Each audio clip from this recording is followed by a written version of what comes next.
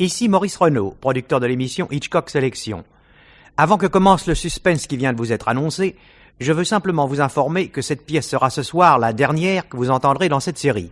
La direction des programmes a en effet décidé de la supprimer à l'avenir en raison de modifications et de refontes complètes dans les programmes d'émission. Avant de vous quitter, chers auditeurs et auditrices, et au nom de toute l'équipe qui a collaboré à la réalisation de cette émission depuis son début, metteurs en ondes, techniciens, comédiens, etc., je tiens à vous adresser nos remerciements pour la fidélité avec laquelle vous nous avez suivis, et à vous dire combien nous avons été sensibles aux lettres que vous nous avez adressées pour nous dire votre satisfaction et l'intérêt avec lequel vous preniez notre écoute. Si nous avons pu contribuer à vous apporter ainsi chaque semaine quelques moments d'agréable délassement, nous en sommes pleinement satisfaits et regrettons d'autant plus d'être dans l'obligation de vous quitter aujourd'hui. Nous vous prions d'écouter maintenant Le sommeil du juste.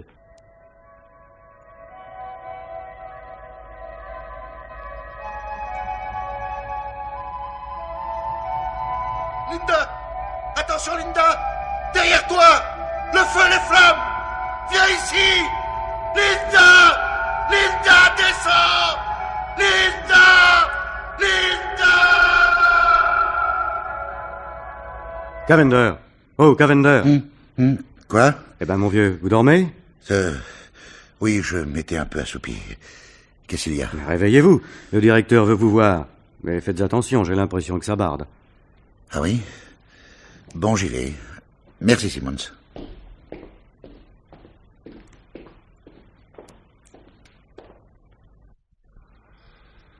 Entrez. Vous m'avez demandé, monsieur le directeur? Oui, Cavender, je voulais vous voir. Qu'est-ce qu'il y a, monsieur le directeur? Écoutez-moi, mon vieux, il faut vous ressaisir. Une erreur, 2 erreurs, c'est excusable. Mais quand tout un programme va de travers, cela donne mauvaise réputation à la compagnie. Vous savez ce qui se serait passé si je ne m'étais pas aperçu de votre boulette? Nos bateaux partaient sans passagers, rien que cela. Excusez-moi, monsieur le directeur, je ne me porte pas très bien ces derniers temps. Vous avez mauvaise mine, en effet. Il y a des semaines qu'on voit cette tête-là. Vous êtes sûr que vous ne couvez pas quelque chose, Cavender? Je ne crois pas. Juste de l'insomnie. Je pense que je vais aller voir un médecin. Excellente idée. Soignez-vous, mon vieux, soignez-vous. Nous ne voulons pas vous perdre, surtout en pleine saison. Mais veillez au grain, hein? Merci, monsieur le directeur.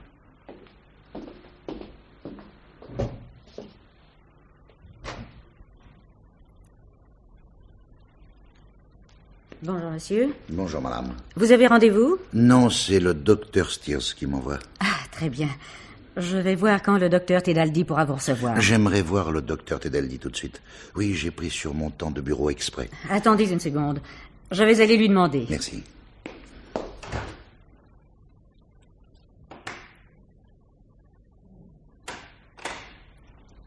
Le docteur est à vous tout de suite. Si vous voulez venir. Très aimable de sa part. Entrez donc. Les envoyés du docteur Steers sont toujours les bienvenus chez moi. En vérité, Steers et moi sommes de vieux amis d'école. Asseyez-vous là. Merci, docteur. Alors, de quoi souffrez-vous, monsieur... Cavender. Bien. Monsieur Cavender, je vous écoute. Docteur, je souffre d'insomnie. Ah oui, Je ne peux pas dormir. Je ne dors pas depuis des mois. beaucoup de gens disent cela. Ils assurent qu'ils ne dorment jamais, mais ce n'est qu'une impression. En réalité, ils s'imaginent qu'ils ne dorment pas. C'est vrai. Et en ce qui me concerne, je dors quelquefois. 1 heure, peut-être 2. Mais cela ne suffit pas. Non, évidemment.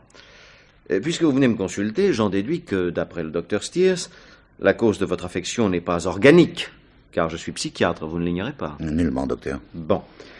Alors, commençons par les renseignements usuels, voulez-vous? Puis nous bavarderons. Votre nom? Charles Cavender. Âge? 40 ans. Profession? Chef de service dans une compagnie de navigation. Célibataire? Oui. Enfin non, veuf. Votre femme a dû mourir jeune. Oui, en effet. Dans un accident, je suppose. Exactement, dans un accident. Quel genre d'accident? Est-ce que cela peut avoir de l'importance? Possible. Elle est morte dans un incendie. Racontez-moi ça. Je peux fumer, docteur? Oui, bien sûr. Dans mon rêve... Ah, il y a un rêve. Oui, un cauchemar même. Allez-y. Dans mon rêve, nous nous retrouvons comme il y a 1 an. Nous sommes dans la vieille maison de la colline aux herbes. Je revois les meubles de la salle de séjour dans leurs moindres détails. Les contours luisants du mobilier en merisier, le divan gris et ce tapis à longs poils qui me salissait toujours mes revers de pantalon. Oui? Je suis assis dans la pièce du bas, sur ce divan gris. Je ne lis pas, je suis simplement assis là. Linda est au premier. Je vais l'appeler au bas de l'escalier, et elle apparaît en jupe paysanne et corsage décolleté. Elle sourit, la main posée sur la rampe. Alors, derrière elle, j'aperçois des flammes. Linda n'a pas l'air de s'en rendre compte. Les flammes jaillissent de notre chambre dans sa direction. Linda continue de sourire. Je l'appelle, je crie à m'en rendre à faune. Et quand je ne peux plus crier, les flammes sautent sur elle et l'entraînent en arrière. Je les entends rugir, crépiter. C'est affreux. Voilà comment se déroule mon rêve. Ça s'est passé comme ça dans la réalité? Non, pas tout à fait. Qu'est-il arrivé exactement? C'était dans la même maison en pleine nuit. Nous dormions dans des lits jumeaux. Comme la nuit était fraîche, bien que ce fût l'été, Linda avait allumé un radiateur électrique dans la chambre. Un radiateur que nous gardions en réserve pour le cas où la chaudière se détraquerait. Alors? D'après les enquêteurs, ce radiateur a dû mettre le feu au rideau. Oui, c'est ce qu'ils ont pensé. Oui, apparemment, ça n'est pas votre avis. Non, docteur, non. Linda fumait beaucoup, même au lit. Moi, je crois qu'elle a mis le feu à ses couvertures. Et comme elle avait le sommeil très profond... Évidemment. La pièce s'est transformée en brasier avant que je ne me réveille. Tout avait l'air de flamber. Tout. La chambre était pleine de fumée, j'y voyais à peine. J'ai appelé Linda, mais elle ne m'a pas répondu. Alors je me suis affolé. Je suis allé tant bien que mal vers la porte, mais je n'ai pas réussi à l'ouvrir, la poignée était chauffée à blanc. J'ai réussi, malgré la fumée, à repérer la porte de la salle de bain. Elle était entrebâillée. Je suis entré, je ne sais pas pourquoi, j'avais une véritable crise nerveuse. Il n'y a pas d'autre terme. J'ai claqué la porte derrière moi. Oui, j'ai fermé la porte. Et après? Je me suis attaqué à la fenêtre. Elle s'est ouverte et j'ai sauté. Ce n'était pas bien haut, il y avait des buissons pour amortir ma chute. Je n'ai même pas eu de contusion. Une fois en bas, je me suis mis à courir comme un fou. J'arrivais presque à la route quand je me suis retourné. Et j'ai vu la maison. Toute la maison disparaître dans les flammes. C'était une vieille bâtisse à charpente en bois. Une vraie boîte d'allumettes. Votre femme a donc péri dans l'incendie? Évidemment. Croyez-vous que vous auriez pu la sauver? Enfin, avez-vous été tourmenté parce que vous n'avez pas essayé? Comment ça? Je veux dire, vous sentez-vous coupable, Monsieur Cavender? Est-ce là ce qui vous tracasse? La mort de ma femme m'a fait beaucoup de peine, bien sûr. Mais de là à me sentir coupable, non. Ça n'aurait rien que de très naturel. Même si vous aviez fait la seule chose raisonnable, même s'il n'y avait eu aucune chance de sauver votre femme, inévitablement vous devez éprouver un certain malaise. Somme toute, elle est morte, et vous êtes vivant. Non, ce n'est pas cela. Ce n'est pas ma faute. Son lit était environné de flammes. Une torche. Je ne pouvais pas approcher, je ne me blâme pas. Peut-être pas consciemment. Consciemment ou inconsciemment, ce n'était pas ma faute, docteur. Si ma femme est morte dans cet incendie, je n'y suis pour rien, quoi qu'il en dise. Quoi qu'il en dise, qui? Jacques Fletcher, son frère. Le frère de votre femme? Oui. Voilà le vrai client pour vous, docteur. Il a beaucoup plus besoin d'un psychiatre que moi. Pourquoi dites-vous cela? Parce qu'il est fou. Fou allié. Voilà pourquoi. Parce qu'il s'est fourré dans la tête cette idée absurde et n'arrive pas à l'en sortir. Quelle idée? Vous considérerait-il comme responsable de la mort de sa sœur? Justement. Vous savez pourquoi? Mais comment le saurais-je? Je ne l'ai jamais rencontré, je ne sais même pas à quoi il ressemble. Il se trouvait à des milliers de kilomètres quand il y a eu l'incendie. Il n'a rien vu, mais à l'entendre, vous croiriez qu'il était dans la maison d'à côté. Où était-il en réalité? À Denver, dans un hôpital militaire. Il y était depuis 8-9 ans, en somme depuis la guerre de Corée. Il avait été blessé. Il a été informé de la mort de Linda, naturellement. Et il a mis la main sur les articles de presse qui parlaient de l'incendie. Je pense que c'est comme ça que l'idée lui est venue. Certains de ces articles étaient affreusement injustes. En résumé, Monsieur Cavender, que pense-t-il exactement, ce Jack Fletcher? Que j'ai sauvé ma peau et laissé Linda brûler. Et sur quoi vous basez-vous pour dire cela? C'est ce qu'il m'a lui-même écrit quand il était encore à l'hôpital. Écrit et répété. De vraies lettres de cinglé. Elles vous auraient intéressé, docteur. Malheureusement, je les ai jetées. Et où se trouve cet homme maintenant? Il est de retour ici. Depuis quand? Le mois dernier. Est-il entré en rapport avec vous depuis? Une fois par téléphone. Quels furent ses propos? Ce à quoi on pouvait s'attendre, docteur. Une foule de choses déplaisantes. Il m'a même menacé. De quoi vous a-t-il menacé? De venger Linda, évidemment. En avez-vous parlé à la police? Non. Pourquoi? Je n'y ai pas pensé. Et puis je n'ai pas de preuves. Il m'aurait pris pour un mythomane. En outre, ce gars-là, c'est un peu normal qu'il ait perdu la tête. Je ne peux pas trop lui en vouloir. Oui, il aimait beaucoup sa sœur. Ils se sont élevés tous les 2 sans parents. Vous voyez ce que je veux dire? Oui. Qu'il ait été bouleversé, je le conçois. Mais il se trompe, vous savez. Il se trompe du tout au tout. Je ne pouvais rien pour elle. C'était au-dessus des forces humaines. Il n'était pas dans la chambre, docteur. Il ne se rend pas compte. C'était l'enfer là-dedans. Rien de moins. Pour autant que je sache, Linda était déjà morte quand je me suis levé. Il n'y avait pas une chance au monde de la sauver. Pas la moindre. Vous n'avez pas à vous justifier en ce qui me concerne. Bien sûr, mais je me rends compte que tout se tient. Mon insomnie, il reste. Et pourtant, j'ai dormi après l'incendie, docteur. Et ça me chiffonne. J'ai bien dormi après. Alors, depuis quand êtes-vous victime de cette insomnie? Serait-ce depuis que Jack Fletcher est revenu de l'hôpital? Plus ou moins. En fait, cela a commencé depuis ses premières lettres. Mais maintenant qu'il est ici, je ne dors pratiquement plus. Bon. Je commence à y voir clair, je vais réfléchir à tout ça. Rentrez chez vous et pensez-y aussi. Laissons les choses se décanter, puis dans quelques jours vous reviendrez me voir et nous ferons le point. Très bien, docteur. Je rentre chez moi. Merci, docteur.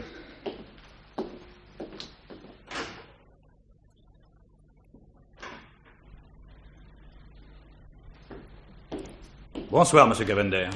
Bonsoir, Monsieur Sills. Tout va bien à l'hôtel? Mais tout va bien. Vous êtes bon pensionnaire, tous bien tranquilles. Ah, ce n'est pas chez moi qu'on peut se plaindre du bruit. Vous avez raison, Monsieur Sills. Eh, bonne nuit et dormez bien. Merci, vous aussi.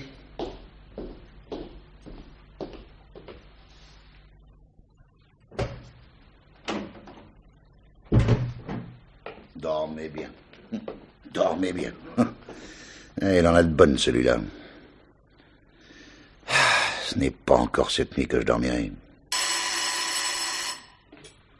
Alors oui? Cavender? Lui-même? Jack Fletcher à l'appareil. Alors, ça va bien?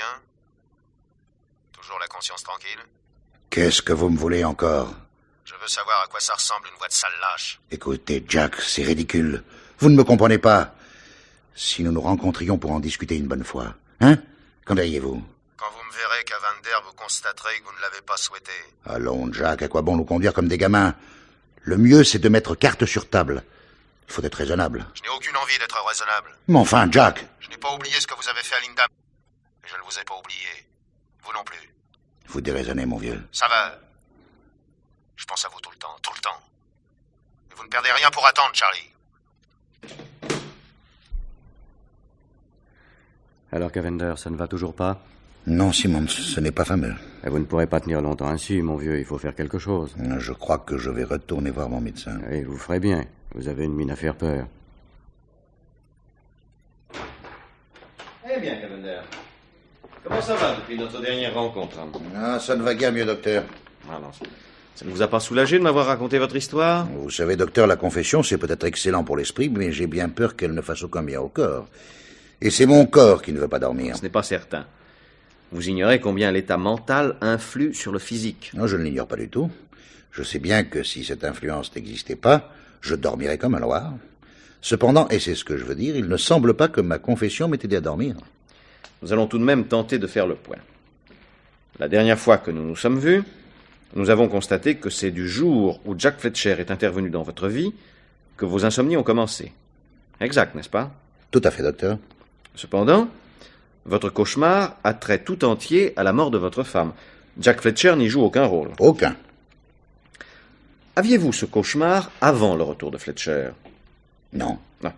C'est donc ce que pense Fletcher de la mort de votre femme qui est à l'origine de votre cauchemar et probablement de vos insomnies. Ce que pense Fletcher est le cadet de mes soucis. À votre place, je ne serais pas si catégorique. Mais docteur, cela tombe sous le sens. C'est ma femme que j'aimais, pas Fletcher.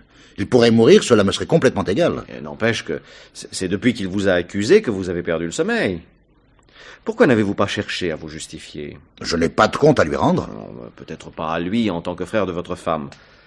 Mais vous lui en devez sans doute en sa qualité de catalyseur de vos ennuis présents. Quels que soient vos sentiments à son égard, c'est dans l'attitude qu'il a arborée au sujet de l'incendie qu'il faut chercher la clé de vos maux. Vous croyez? Pourquoi les accusations que les journaux ont lancées contre vous à l'époque de l'incendie vous ont-elles laissé froid? Et pourquoi maintenant les accusations de ce seul Fletcher vous touchent-elles à ce point? Je ne sais pas. N'auriez-vous pas peur, Cavender? Peur? N'auriez-vous pas peur de ce Fletcher?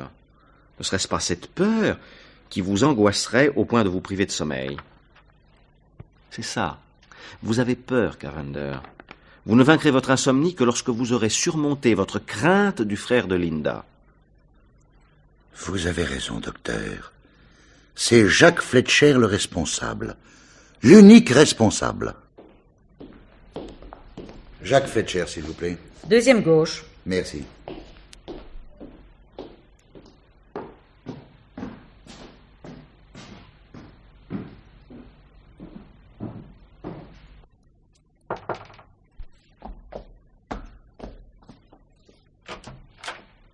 Jacques Fletcher?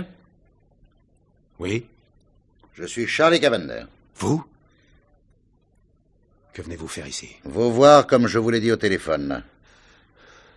Fichez le camp. Ne soyez pas ridicule, il est grand temps que nous ayons une conversation sérieuse. Je ne veux pas vous voir. 5 minutes, accordez-moi seulement 5 minutes. Bon. Entrez. Ah, je ne savais pas que vous vous déplaciez dans un fauteuil. Linda ne m'avait jamais parlé de ce que vous aviez. Je suis navré, je n'aurais pas... Ne vous lamentez pas sur mon sort, camarade. Gardez votre pitié pour vous. Vous avez dû en voir de dur. Moi-même, j'étais dans l'armée de l'air pendant la Seconde Guerre mondiale. Mais bravo! Votre courage vous a valu des décorations? Je regrette que vous ayez cette opinion de moi. Je sais comment les journaux ont raconté l'histoire. Ils ont été très injustes. Cela ne s'est pas passé comme ils l'ont laissé supposer. Et vous ne m'avez jamais donné une chance de vous expliquer. Mais fichez le camp, vous m'entendez? Allez-vous-en!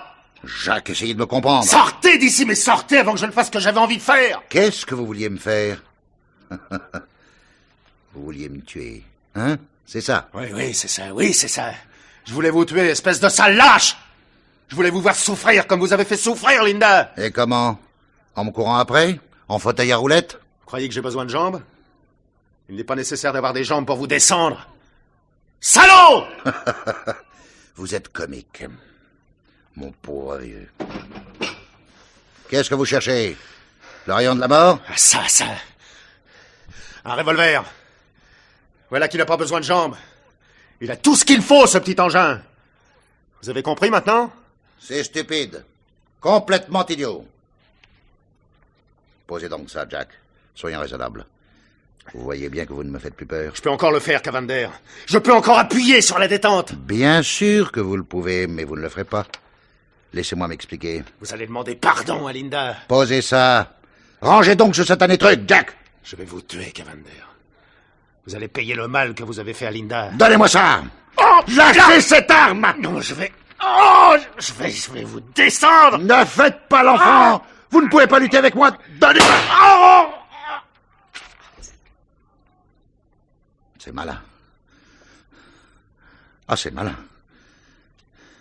Il est mort, ce crétin. Sans aucun doute. S'il n'avait pas stupidement agité ce revolver, on n'en serait pas là.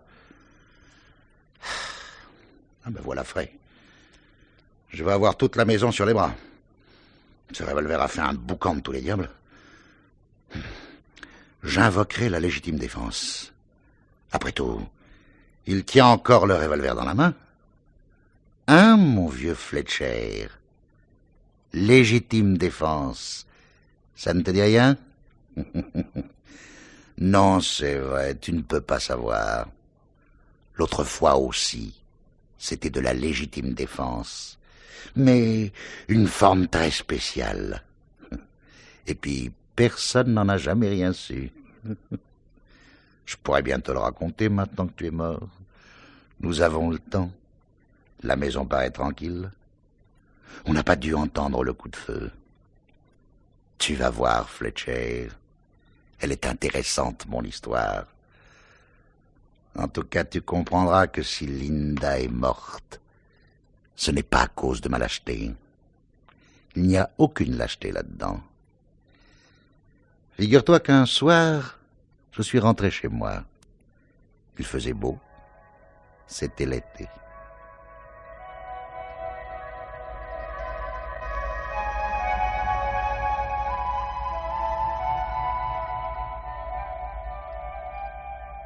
Linda! Linda! Mais où es-tu? Linda! Voilà, j'arrive. Eh bien, où étais-tu? Dans le jardin? Tu es tout ébouriffé. Oui, c'est le vent. J'étais dans le cerisier. Je cueillais des fruits. Ils sont mûrs. Ah bon, très bien. Tu arrives de bonne heure. Oui, j'ai pu me libérer plus tôt du bureau. Je vais te préparer un whisky. Merci, tu es gentille.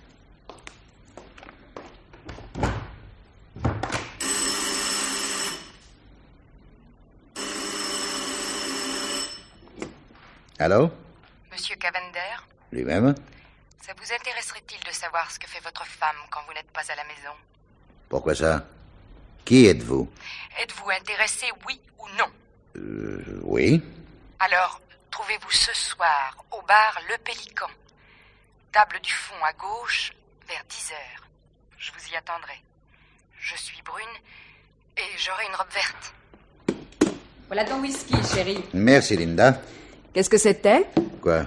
Le téléphone. Ah oui, le téléphone, c'était le bureau. Il y a une conférence, il faut que j'y retourne ce soir.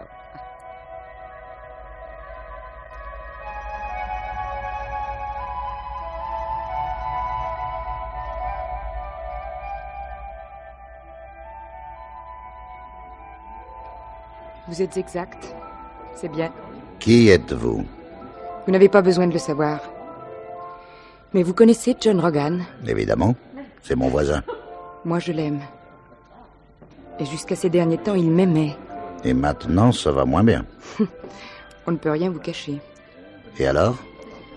Je sens que John s'éloigne de moi. Tous les prétextes lui sont bons pour annuler nos rendez-vous, et quand j'ai réussi à l'épingler, il se montre froid et indifférent.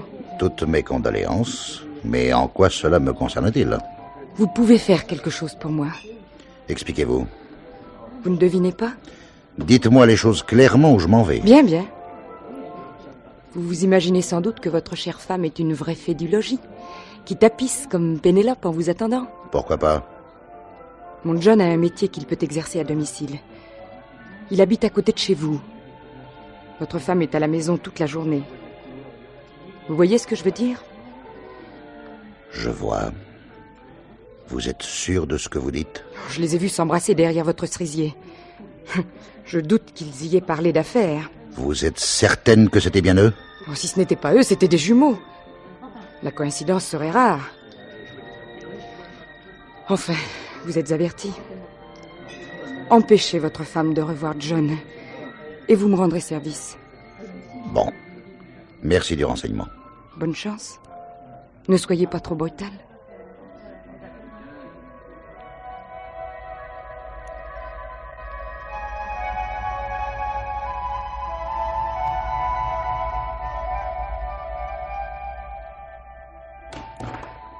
Te voilà déjà, Charlie?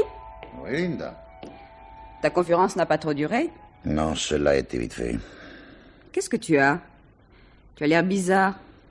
C'est le bureau qui t'a rendu comme cela? Non. Tu es fatigué? Non. Ah, il faut t'arracher les mots de la bouche. Tu n'es pas drôle. Je n'ai pas envie de rire, c'est tout. Ça peut arriver de temps en temps, non? Oh, bien sûr. Tu as passé une bonne journée? Oui, pourquoi? Les cerises étaient Bien. Quelles cerises? Tu m'as dit tout à l'heure que tu avais cueilli des cerises. Ah oui, les cerises. Elles sont très bonnes. Nous en mangerons demain si tu veux. Tu les as cueillies toutes seules? Évidemment, je ne comprends pas cette question. Tu aurais pu te faire aider. Par qui? Dans la journée, il n'y a personne dans ce quartier. Il y a tout de même John Ragan. Ah oui, c'est vrai. Mais à quoi rime ce questionnaire? Je m'intéresse à ce que tu fais. Tu t'y intéresses d'une drôle de façon. Il n'y en a pas 36, réponds-moi. Quand tu as cueilli les cerises, étais-tu seul, oui ou non? Oh, mais tu m'énerves. J'étais seule. C'est là. faux! Tu étais avec Ragan. Non! On t'a vu avec lui. Il m'a dit bonjour en passant, ce n'est pas un crime. Tu reconnais tout de même. Je ne reconnais rien. Tu tiens absolument à ce qu'on m'ait vu avec John. Bon, d'accord, j'étais avec lui si ça peut te faire plaisir. Et puis après, qu'est-ce qu'il y a de mal? Qu'est-ce que vous faisiez? Je ne sais plus. Il devait m'aider. Oh, tu es pénible, tu sais. T'aider à quoi? Réponds. La barbe! Fiche-moi la paix. Aïe! Oh, mais lâche-moi le bras, tu me fais mal! Tu vas répondre? Dis! Tu vas répondre? Qu'est-ce que vous faisiez? Lâche-moi, brute! Lâche-moi! Vous embrassiez, hein? Non! Linda! Réponds, je t'étrangle! Oui. Enfin, tu avoues. Lâche-moi maintenant. Oh, mais tu me fais mal. Il y a combien de temps que vous vous payez ma figure? Mais je ne t'ai jamais trompé, Charlie. À d'autres! Depuis quand dure la romance? Il n'y a rien entre nous, je te le jure, Charlie. Lâche-moi. Tout le monde vous avez eu. Allez, à vous. Depuis combien de temps? Mais ce n'est pas vrai. Tu vas parler, sale gasse! Tu vas parler! Mais parle, bon sang! À vous donc! Tu m'as trompé, hein? Mais dis quelque chose! À vous, je vais... Linda. Linda. Linda, reviens. Elle est morte. Linda. Linda. Linda.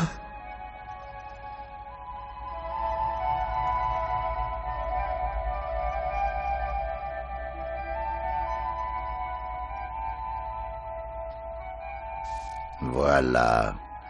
Voilà, mon vieux Fletcher, comment Linda est morte. Après, j'ai mis le feu à son lit. Je me suis sauvé. Et tout le monde a cru un accident. Il y en a, comme toi, qui m'ont accusé de lâcheté. Comment aurais-je pu la sauver, puisqu'elle était déjà morte? T'aurais bien voulu savoir ça avant, hein, mon vieux Fletcher? Là, tu aurais eu une bonne raison de venger ta sœur. Mais elle m'avait trompé. Après tout, j'étais dans mon droit. Et ce médecin qui me demandait si j'avais des remords. Pourquoi aurais-je eu des remords? C'était du beau travail.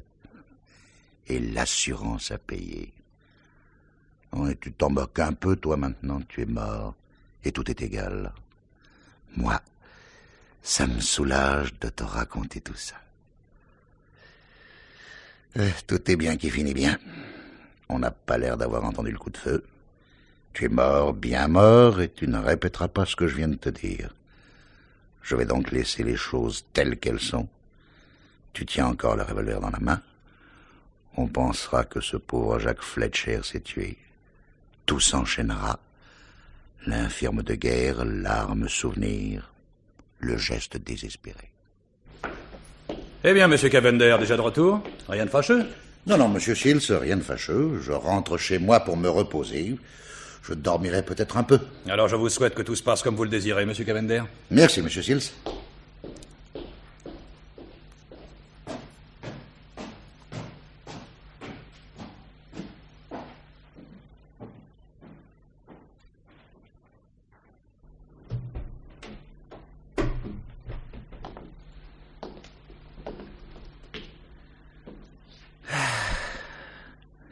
Enfin seul, chez moi.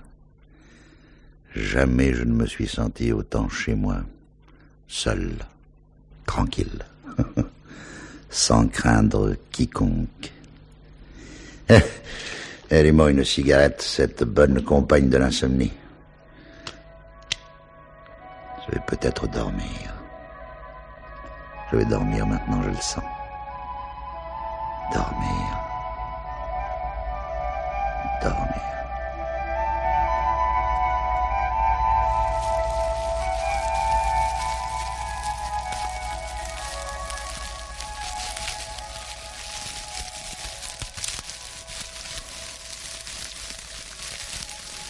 Linda!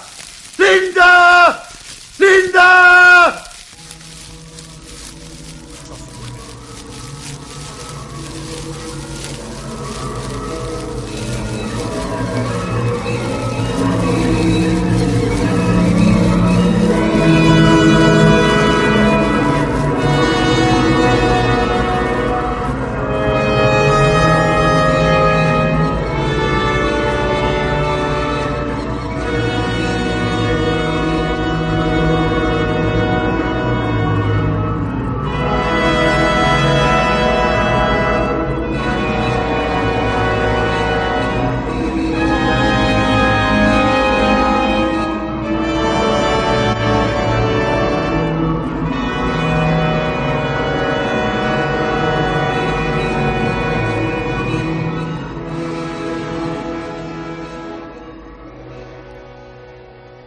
J'en suis bouleversé. C'est la première fois qu'une chose pareille arrive dans mon hôtel. Enfin, que vont dire mes clients? Que va dire l'assurance? À votre place, monsieur Sills, je ne m'inquiéterai pas. Oh, vous êtes bien bon, mais tout de même. Si c'est la question d'assurance qui vous tourmente, je peux vous dire que vous n'êtes pas responsable de l'incendie. Votre position est parfaite. Et je connais un peu la question puisque je suis pompier. Vous êtes bien aimable. Mais c'était pas votre faute. Mais il y a des gens qui n'apprennent jamais rien. Vous avez beau les avertir sans arrêt de ne pas fumer au lit, ben ils n'en tiennent pas compte. D'autant plus que sa femme est morte de la même manière. Non. C'est vrai? Mais comme je vous le dis, on en a parlé dans les journaux à l'époque. Ça, c'est curieux. Tout à fait curieux. Ah, pauvre monsieur Cavender. C'était pourtant un bon client. Un peu taciturne, mais bien élevé. Ah, tenez, voilà mes collègues qui l'emportent sur une civière. On l'a retrouvé dans son lit. Oui, eh bien, il devait vraiment avoir le sommeil lourd.